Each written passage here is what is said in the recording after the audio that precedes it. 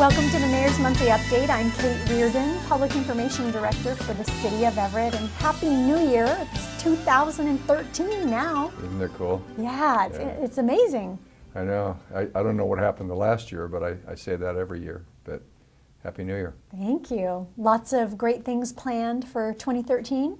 You know, we do, and it's going to be an exciting year. We're going to talk about some of those issues on the program today, but I'm feeling very optimistic that we're going to be seeing an improving economy, so I'm looking forward to that. I know a lot of people are.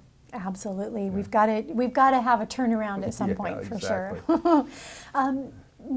Your office and the City Council's office has spent a lot of time on the Waterfront Plan. Yes. And of course this is a result of Kimberly-Clark closing and beginning demolition. Where are we at with that? Well, we're getting very close to the end of the second moratorium period. That moratorium expires on February 15th. And so the City Council has been deliberating since the middle of December on the alternatives. Alternative 4 was recommended by the Planning Commission unanimously. There's another option that's being promoted by a couple of the council members. And so we're expecting a decision this month. It is important that a decision be made by the end of the month, or that moratorium potentially would have to be extended. And the reason for that, Kate, was the reason that we did the moratorium in the first place, which is we didn't, with industrially zoned land without any restrictions, anything could happen. So that's why we just said, time out, let's do a moratorium, let's do a robust public and planning process, and I've been very proud of that process. We've received over 200 comments in writing and in our public meetings. So it's been a very robust process. But we're expecting to see a conclusion of this process. If you've been watching, and I know a lot of people have, the demolition has been going on down there 7 days a week, and it's looking significantly different. So we're looking forward to the future development on that site. I think there really needs to be, our expectations need to be tempered, because we've got a few, if not several years of cleanup to do before that property gets back into productive use. But very proud of the process, and I think we're going to know a lot more as the year goes on. And demolition, that's really responsibility of Kimberly-Clark, is yes, that right? Okay. Right. So they're down there tearing buildings down and... That was right, and the demolition permit was issued early on and was not part of the moratorium. So, you know, oftentimes moratorium stops everything, but in this case the demolition was allowed to continue, and that was important. We didn't want to have vacant buildings down there that were not being used and had no future, and so good for Kimberly-Clark for starting and completing the demolition. And as far as what you might want to see down there for the future, what's your hope? Well, you know, all along, and the public has supported this as well, we want to see a recreation of a job center there. We lost 700 jobs, really good family wage jobs when Kimberly-Clark closed. You know, we're not sure whether we're going to be able to replicate that number, but there's a lot of great opportunities, expanded port operations to support aerospace. We could potentially have ship repair and ship building that would support the Navy operations, our second largest employer. That is number one priority for me. There's been a lot of comment about public access, and I'm all about public access to the water. I just think that if we have a deep water port operation there, public access is going to need to occur somewhere else. And I think we're all mindful of that and want to see that occur. So as soon as we can get that property back into productive use and start creating jobs and helping with all of this, I think is really my number one goal. And Martin Luther King Day is yes. probably one of our largest celebrations in January.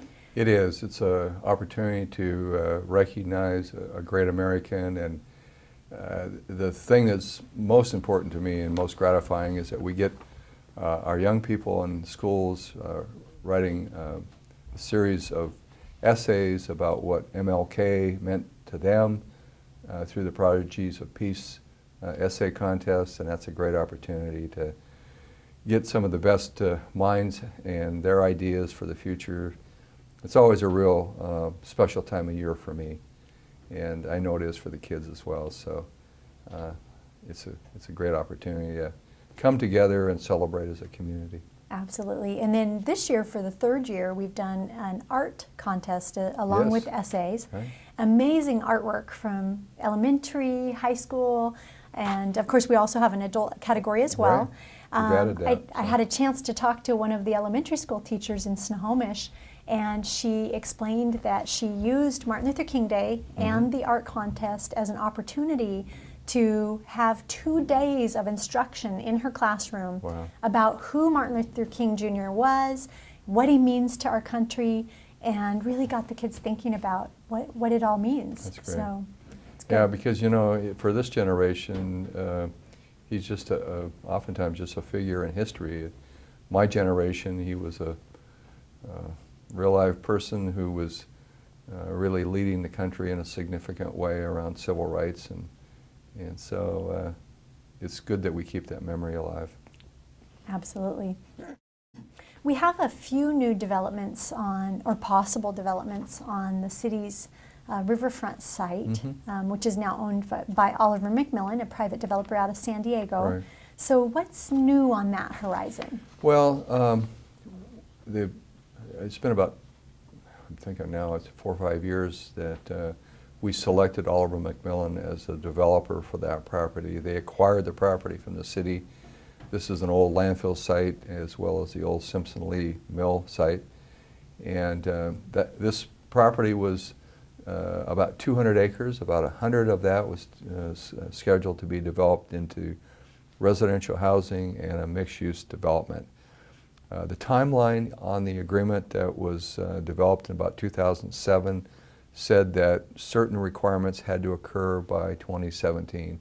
So we're still in that development window, but clearly this economic downturn has had a significant negative impact on the advancement of the Riverfront development, to the disappointment of all of us. But it is what it is. And the interesting thing now is that we have a party who has signed a letter of intent, Polygon, who is probably known for residential development, but they actually do mixed-use development as well. And I don't think a lot of people really realize that, but they are in discussions, very preliminary discussions, about acquiring that property from Oliver McMillan. The same design standards, the same requirements that we set in that original agreement will continue to apply. So we're going to need to see activity by 2017. There are design standards and quality standards that have to be met, open space requirements. But I think we could see here within the next year or so some significant movement there, which we've all wanted to see. It's such a visible place for our community and for people driving through our community. So again, I think another positive sign that we've got a better economy coming, and I'm very pleased about that. So you'll keep us posted Yes. on anything new that's Absolutely. going on there. Great. Well, let's wrap up today's show. We've talked a lot about Municipal Court and the new court that's been built this year. Yeah. And things are changing once again on that site. So We're, for all practical purposes, we're operating in the new court now, 2 courtrooms, space for our employees, a much better venue. The old building has been demolished, and the second phase, which was included in the $8 million contract, will build the second phase and courtyard, no pun intended, for probation. And probation is currently leasing space from Trinity Lutheran in the old Bon Marché building, as I know it. And so they'll be moving probably about the middle of the year when that space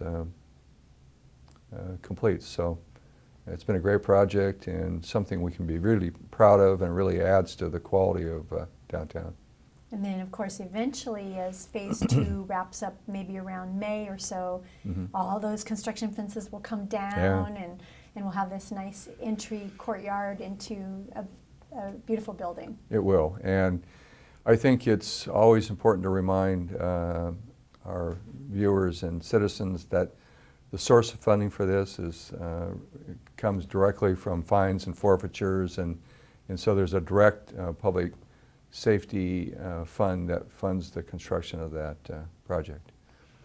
One other thing before we leave, and thank you for not asking about my haircut, but the Saturday before Christmas, my 8-year-old grandson and I went to the barber shop, and he has his hair cut this way, and somehow he talked Grandpa into getting a haircut.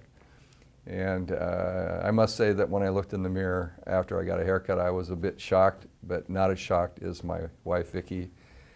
And the only consolation is I think it will grow out. So I wanted to, people have looked at me and go, God, I recognize that guy, but what's with his hair? So I thought I would let people know that we all have our moments of madness. And we have our children and grandchildren that impact those moments. Yeah, so exactly. Thanks for that fun little update at the end. Yeah. And thank you for joining us for the Mayor's Monthly Update. We'll see you again next month.